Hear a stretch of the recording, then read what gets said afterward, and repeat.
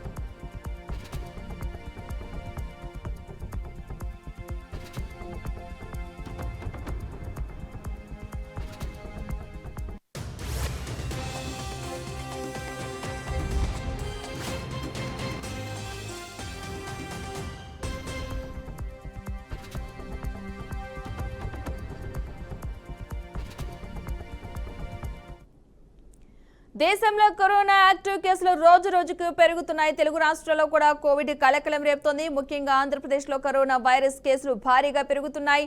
తాజాగా ఉమ్మడి గుంటూరు జిల్లాలో మరో 3 కోవిడ్ పాజిటివ్ కేసులు అయితే నమోదయ్యాయి. రోడ్డు ప్రమాదంలో గాయపడిన ఓ మహిళకు పరీక్షలో కోవిడ్ పాజిటివ్ గా తేలింది. చిలకలూరిపేటకు చెందిన వృద్ధుడు, బాపట్లకు చెందిన మరో మహిళకు కూడా కరోనా పాజిటివ్ గా నిర్ధారణ అయింది. ముగ్గురి ఆరోగ్యం ప్రస్తుతం నిలకడగా ఉందని వైద్యులు తెలిపారు. ఆరోగ్యం మెరుగ్గా ఉండటంతో వారిని ఇంటికి పంపించి తగిన జాగ్రత్తలు తీసుకోవాలని సూచించారు. ఇక తాజా కేసులతో కలిపి రాష్ట్రంలో మొత్తం కేసుల సంఖ్య దాదాపు 10కి చేరుకుంది అని వైద్య ఆరోగ్య శాఖ అధికారులు తెలిపారు. ఇక ఇదే అంశానికి సంబంధించిన పూర్తి సమాచారాన్ని మా ప్రతినిధి వాసు అందిస్తారు. వాసు, చెప్పండి.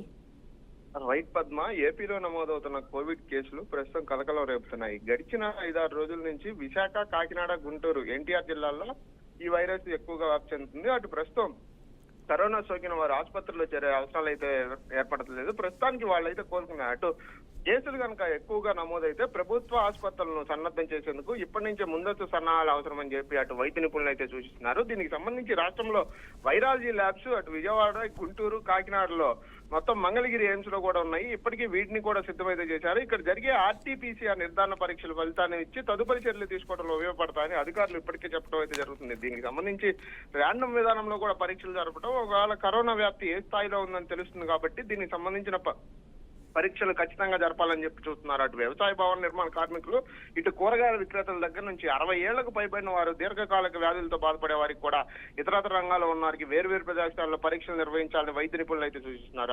ఇది గతంలో కూడా ఇదే విధానాన్ని అనుసరించారు. దీనిలాగే గతంలో అనుసరించిన విధానాన్ని ఇప్పటికీ కూడా అవలంబించాలని అయితే అటు వైద్య విధానంలో అనుసరించాలని చెప్పి వైద్యాధికారులు అయితే సూచిస్తున్నారు. గతంలో వినియోగించిన ఆక్సిజన్ సిలిండర్లు కానీ, కాన్సన్ట్రేటర్లు కానీ ప్రస్తుతానికి అయితే మరుగున పడిపోయినాయి. ఎందుకంటే గతం నుంచి ఇప్పుడు దాకా అవి వాడకపోవడం వైసీపీ అధికారంలో ఉన్న సమయంలో తీసుకొచ్చినవి. అటు కేంద్ర ప్రభుత్వానికి సంబంధించి సేవా సంస్థలు కానీ, కార్పొరేట్ సంస్థలు కానీ పెద్ద ఎత్తున వెంటిలేటర్లు, గతంలో సిలిండర్లు అయితే దాని జరిగింది. ఇప్పుడు ప్రస్తుతానికి పంపించినవన్నీ ఎటువంటి ఉపయోగం లేకుండా పక్కన ఉండటం వల్ల మొత్తంగా రాష్ట్ర వ్యాప్తంగా కలిపి ఇప్పటికే 20,000 వరకు వాడుకలు అయితే లేవు. వీటన్నిటిలో ఎన్ని పనిచేస్తున్నాయి, దీనిపై ఇంకా స్పష్టత అయితే లేదు. పనిచేస్తున్నవన్నీ భవిష్యత్ అవసరాలకు అనుగుణంగా సిద్ధం చేయాల్సిన అవసరం ఉంది. కాబట్టి ఇప్పటి నుంచి ఆక్సిజన్ సిలిండర్లు సేకరించి పిఎస్సి ప్లాంట్లు విజయవాడ నుంచి గుంటూరు, వైజాగ్, ఇతరత్ర ప్రాంతాల్లో కూడా ఏర్పాటు చేయాలని పెద్ద ఎత్తున అయితే ఆలోచనలు చేస్తున్నారు. ఇప్పటికే 1000 ఎంపీఎల్సీ ఆక్సిజన్ సిలిండర్ల విడిభాగాలకు మరమ్మతులు అయితే చేశారు. పరిస్థితులన్నీ ప్రస్తుతానికి అదుపులో ఉన్నాయి కాబట్టి కరోనా ప్రభావం వల్ల ఆందోళన చెందాల్సిన అవసరం లేదని వైద్యాధికారులు అయితే చెప్తున్నారు. ఏది ఏమైనప్పటికీ కరోనా కనుక ఎక్కువగా చుట్టుపక్కల ఉన్న గవర్నమెంట్ హాస్పిటల్లోనే ఇప్పటికే దానికి తగిన జాగ్రత్తలు అయితే తీసుకోవడం జరుగుతుంది. అటు సూపరింటెండెంట్ అధికారులు కానీ, గవర్నమెంట్ హాస్పిటల్ జీజీహెచ్లకు సంబంధించిన గవర్నమెంట్ హాస్పిటల్ కానీ, విజయవాడ, వైజాగ్ కు సంబంధించిన వైద్యాధికారులు కానీ ఏవైనా సరే వెంటనే దీనికి సంబంధించిన లక్షణాలు కనుక ఉంటే సెంట్రల్ డ్రగ్ స్టోర్ నుంచి ఇప్పటికే ఆసుపత్రులకు సంబంధించిన బోధన పత్రాలు ఏవైతే ఉన్నాయో సూపరింటెండెంట్ గా అందించినట్లుగా ప్రస్తుత పరిస్థితులకు తగ్గట్టుగా అదుపులో ఉంటాయని చెప్పి సూచిస్తున్నారు. Padma. Right, thank you Vasu.